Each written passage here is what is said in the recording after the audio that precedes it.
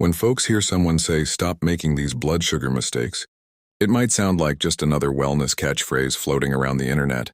But honestly, these slip-ups hit way closer to home than most people realize. In everyday life, people juggle work, family stress, meals on the go, late-night snacks, skipped breakfasts, weekend indulgences, and all kinds of habits that quietly push blood sugar out of balance without anyone meaning to. And the wild thing is that these common mistakes don't show up dramatically at first.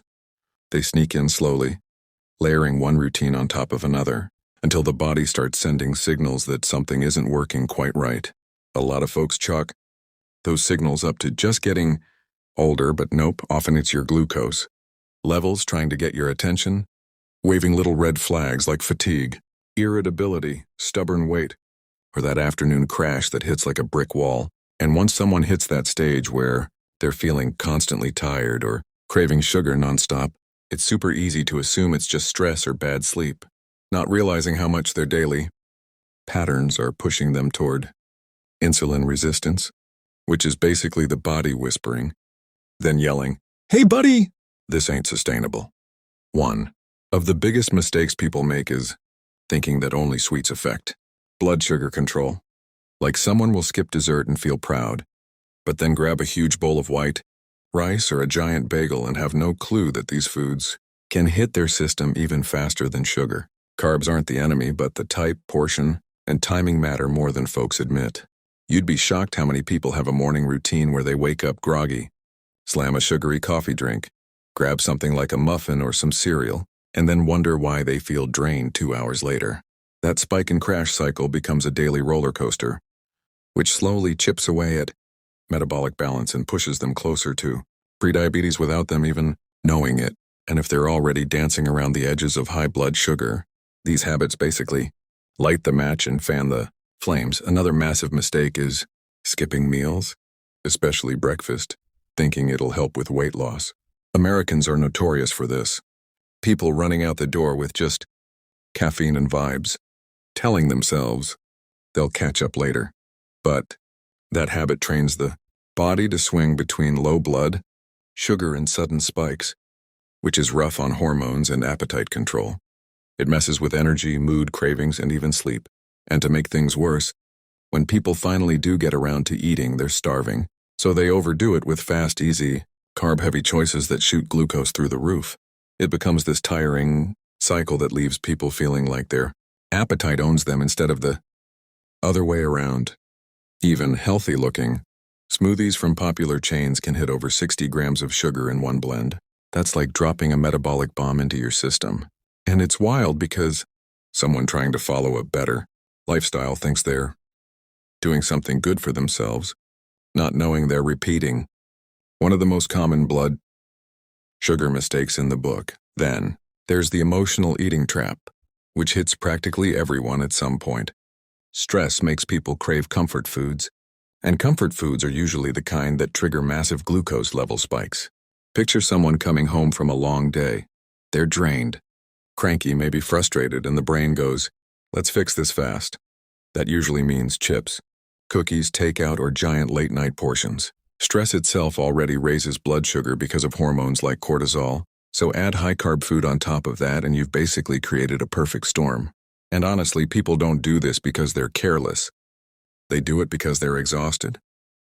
But repeated over time, it turns into one of the most overlooked contributors to insulin resistance in everyday life. Another common mistake is relying too heavily on diabetic-friendly packaged foods, which many people assume are designed to protect them from high blood sugar swings.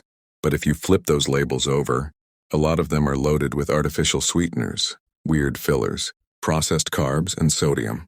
Some of those sweeteners can even cause cravings, hunger, or digestive issues, which can push people right back into overeating. And a lot of people don't realize that stressful digestive discomfort, bloating, or irregular bowel patterns can also influence blood sugar control, because your gut plays a massive role in your metabolic health. It's all connected. On the flip side, people sometimes go too hard trying to fix things overnight. They jump into extreme dieting, skip entire food groups, or try some complicated detox trend they saw online. This backfires more often than not because the body likes balance, not shock therapy. If someone cuts carbs to almost nothing, their energy tanks, their mood flips, and they end up binging later. It's way more helpful to learn how to build balanced meals that fuel the body steady instead of swinging between extremes. And a balanced diabetic diet doesn't have to be boring or restrictive. It's just about learning how carbs, fats, fiber, and protein work together, like a team inside the body. Let's not forget physical activity, or the lack of it, another huge mistake in the blood sugar game. People hear exercise and imagine hours at the gym, sweat pouring, misery on a treadmill. But truthfully, even simple daily movement helps your body use glucose more efficiently. A 10-minute walk after meals can make a huge difference in avoiding sugar spikes. But many folks go from sitting at work to sitting in traffic to sitting at home. This one surprises people. But poor sleep is like kryptonite for using glucose properly. When the body doesn't get rest, hunger hormones go wild, cravings intensify, insulin gets thrown off, and the brain wants easy, fast energy, usually sugar or carbs. Plenty of Americans drag themselves through the day exhausted, survive on caffeine, then wonder why their blood sugar feels out of whack even when they're eating decently. Night shift workers, new parents, stressed out students, so many people unintentionally trigger insulin resistance simply by not getting steady sleep patterns, and it's not even their fault. It's just how the human body operates. Then there's the habit of eating way too fast, which may seem harmless but isn't.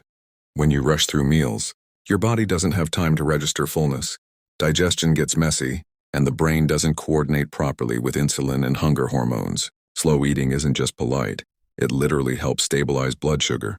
But Americans hustle through meals like they're racing a stopwatch, and then feel confused when they're hungry again an hour later. Slowing down is probably one of the simplest ways to support a healthy metabolism without changing what you eat at all. And of course, one of the biggest mistakes is ignoring early signs of prediabetes.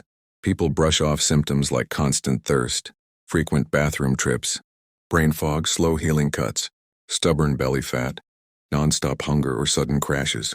These signs usually show up long before someone gets an official diagnosis. But because they feel normal, folks overlook them for years.